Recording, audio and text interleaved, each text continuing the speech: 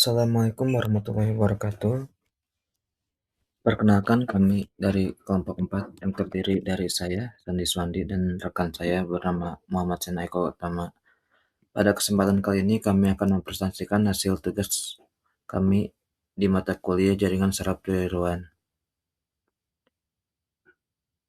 Judul dari tugas kami adalah prediksi penjualan toko online menggunakan jaringan saraf tiruan. Cara kerja program ini mengubah data penjualan mentah menjadi prediksi lewat jaringan saraf tiruan backpropagation yang dibangun dari nol. Gambaran besar dari program ini, yang pertama tuh input data, kedua praproses atau data sebelum diproses, ketiga kemudian data dikonfigurasi dengan memilih mode antara deret waktu atau multivariate, kemudian data dilatih menggunakan forward pass dan back propagation secara berulang, dan kemudian akan menghasilkan hasil prediksi.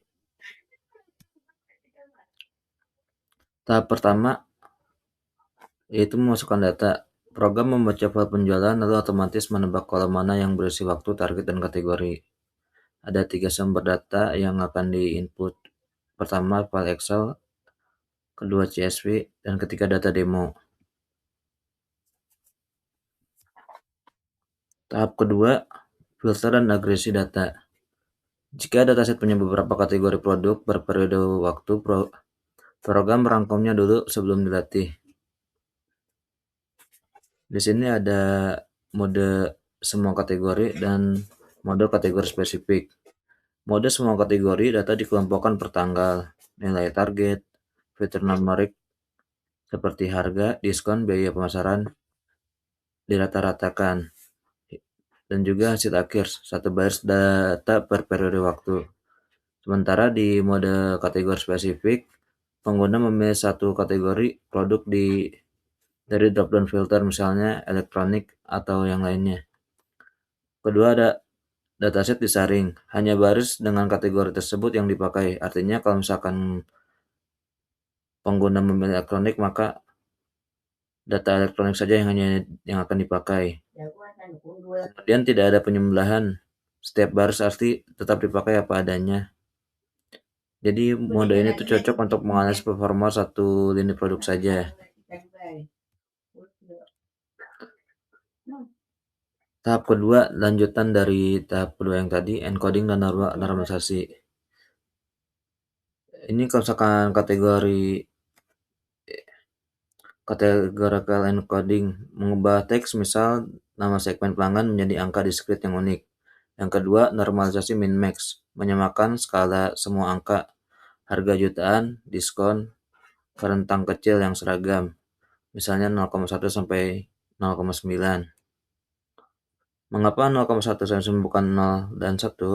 Fungsi asipati sigmoid mendekati rata jenuh di ujung 0 dan 1, sehingga pembelajaran melambat. Tentang 0,1 sampai 0,9 menghindari titik jenuh tersebut. Kemudian tahap 3, memilih mode prediksi. Cara data disusun jadi input jaringan saraf berbeda total tergantung mode yang dipilih. Yang pertama ada mode deret waktu. Mode ini cara penggunaannya dengan menginput window berisi window atau size penjualan ternormalisasi. Kedua, jendela digeser atau maju satu langkah untuk membentuk banyak pasangan input dan target dari satu deret data. Dan ketiga, untuk peramal masa depan, hasil prediksi dimasukkan kembali ke window untuk meramal langkah selanjutnya. Dan kedua, ada mode korelasi fitur. Regresi multivariate, pakai beberapa atribut, bukan waktu untuk menebak penjualan. Misalnya harga, diskon, biaya pemasaran, dan segmen pelanggan. Gunanya pengguna mencari tentang kolom mana yang jadi fitur input lewat checkbox. Tiap baris dataset menjadi satu contoh latih lengkap. Dan untuk simulasi, pengguna isi nilai baru, harga, atau diskon, dan modal langsung menebak unit terjual. Tahap 4 yaitu arsitektur jaringan saraf. Multi-layer perception sederhana ditulis manual di Node.js yang ada pada codingan tanpa TensorFlow atau library ML lainnya. Ini ketika data di-input, kemudian memunculkan hidden layer, dan memunculkan hidden layer lainnya, lalu kemudian output prediksi akan dikeluarkan di program.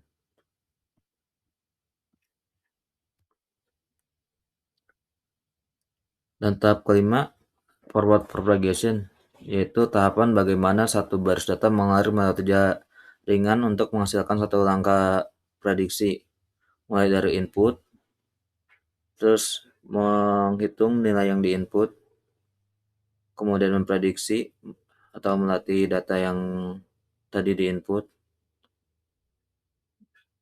dan diteruskan ke layer berikutnya. Metode ini dilakukan secara berulang. Dan kemudian yang terakhir adalah hasil dan evaluasi. Setelah training selesai, model dipakai untuk meramal masa depan atau simulasi, dan akurasinya diukur. Mulai dari grafik, aktual, dan versus prediksi, akurasinya 100 map atau dari 0 sampai 100% itu nanti diukur akurasinya. Dan peramalan simulasi, kemungkinan data yang akan dijual di bulan depan. Untuk demo aplikasinya nanti akan disampaikan oleh rekan saya, Muhammad Sena Eka Utama. Ya, Assalamualaikum warahmatullahi wabarakatuh. Pada video kali ini saya akan mendemonstrasikan aplikasi yang bernama Neural Sales Predictor, yaitu sebuah aplikasi prediksi penjualan toko online berbasis web.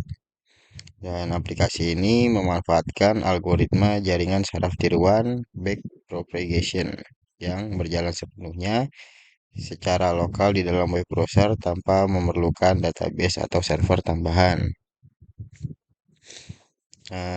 Aplikasi ini diciptakan untuk membantu pemilik toko online mengoptimalkan stok barang serta menyusun strategi promosi secara presisi berdasarkan analisis data historis mereka.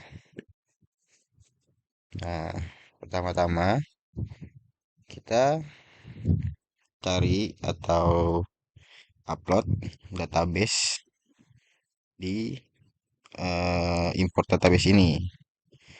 Kita juga bisa gunakan data demo atau kita juga harus mendownload template Excel-nya yang mana nanti sudah sesuai format dengan format aplikasi ini. Oke, pertama-tama karena saya sudah punya data, maka saya langsung import saja datanya. Oke, ya, data sudah terimport dan grafik sudah mulai terlihat. Berikut juga ada preview datanya, berarti data sudah berhasil terimport. Sini juga terlihat di terminal log prosesnya bahwa dataset diperbarui siap dilatih.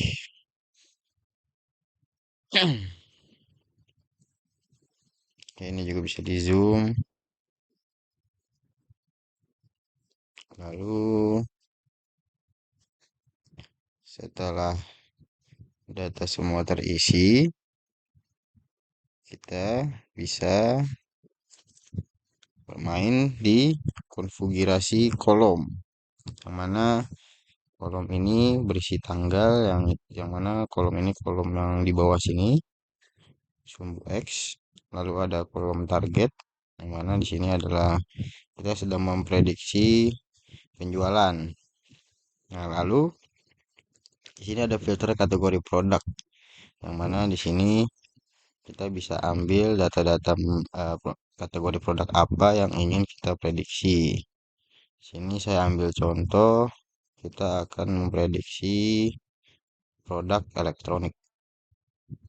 Oke, datanya langsung terfilter dan hanya data elektronik saja yang muncul di grafik. Gitu. Dataset ini eh, sangat banyak karena dia memprediksi hampir 10 tahun ya. Lalu jika sudah, kita lihat di parameter jaringan. Yang mana di parameter jaringan ini kita bisa mengkonfigurasi eh, mode prediksi apa nih yang mau kita ambil. Ada deret waktu dan korelasi fitur. Jadi bisa kita ambil dua eh, korelasi. Tapi di sini saya akan contohkan hanya deret waktu saja.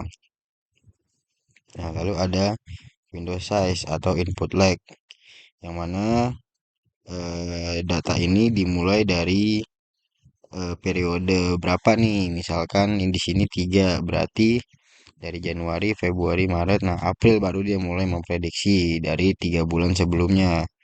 Nah, di sini saya ingin ambil karena ingin meningkatkan prediksi, saya ambil 12 bulan. Lalu di sini ada hidden layer nodes, yang mana 8 dan 4 ini adalah jumlah neuron di tiap hidden layer. Kita pakai standarnya saja 8,4. Lalu maksimal epoch, yang mana epoch ini untuk mempelajari berapa kali data dilatih. Saya akan mencoba menggantinya menjadi 5.000. Lalu learning rate-nya saya maksimalkan saja. Dan kita akan coba memprediksi untuk 12 bulan ke depan. Oke, kita langsung mulai training saja.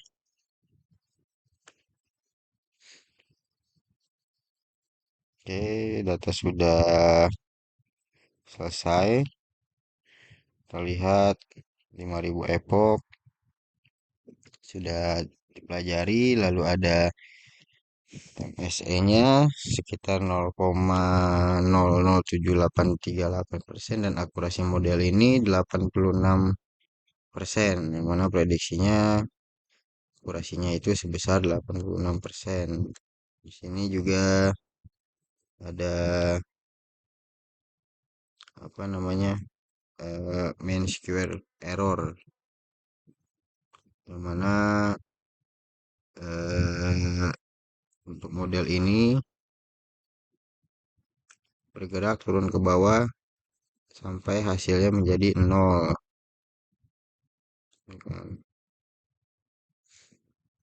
Oke, kita sudah bisa di training, sudah muncul hasil prediksinya di eh, grafik pertama. Polanya sudah berjalan, yang mana ini membuktikan bahwa sistem berhasil menghitung prediksi dari data set ini. Oke, kita langsung saja melakukan peramalan di sini. Kita klik. Ya, sudah muncul hasil peramalannya. Kita support dulu. Kita zoom. Ya, ini adalah hasil dari peramalan penjualan ini, yang mana di bulan setelahnya kemungkinan penjualan meningkat, lalu bulan berikutnya saya sudah bisa saja menurun, dan ini sangat membantu untuk pemilik toko online em, menyiapkan stok barang serta mengadakan promosi barang agar produk bisa dapat dijual dengan baik. Oke, di sini juga ada rekaman dari terminal log bahwa sistem ini berjalan dengan baik. Dan itu saja untuk aplikasi yang bisa saya demokan. Semoga bisa membantu. Terima kasih. Wassalamualaikum warahmatullahi wabarakatuh.